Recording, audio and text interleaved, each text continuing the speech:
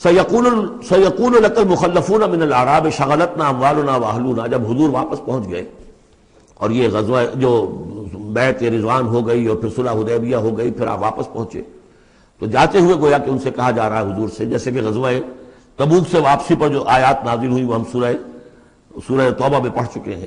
ان قریب کہیں گے وہ لوگ جو پیچھے رہ جانے والے تھے، من الاعراب، اعراب میں سے، شغلتنا اموالنا واہلونا، حضور نے عام اعلان کروایا تھا، فرض نہیں تھا، سب کے لیے لازم نہیں تھا، عمرے کے لیے چلنے کے لیے کہا تھا چلے، جتنے لوگ چل سکتے ہیں چلے۔ تو اب آئیں گے یہ وہ اعراب جو ہے بادیہ نشین، اور وہ کہیں گے حضور ہم مشغول رہے اپنے اموال میں، اپنے ڈھور ڈنگر کی دیکھ بھال میں، اپنے اہل و عیال میں، ہم آپ کے ساتھ نہیں جا سکے، فاستغفر لنا، تو ہمارے لیے استغفار کیجئے۔ یقولون بألسنتہم ما لیس فی قلوبہم، یہ لوگ اپنے منہ سے وہ کچھ کہہ رہے ہیں اپنی زبانوں سے جو ان کے دلوں میں نہیں ہے، دلوں میں کچھ اور ہے۔ یہ منافقوں کا تذکرہ ہو رہا ہے اعراب میں سے۔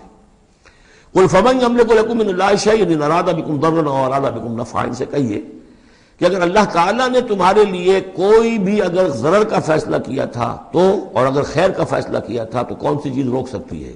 من یملک لکم من اللہ شیئا، کون ہے وہ کہ جو اختیار رکھتا ہو تمہارے بارے میں اللہ کی طرف سے کچھ بھی، اگر اس نے ارادہ کیا ہو ضرر کا، یعنی اگر کوئی خرابی ہونی تھی تو کیا تمہارے یہاں ہونے کی وجہ سے رک جانی تھی؟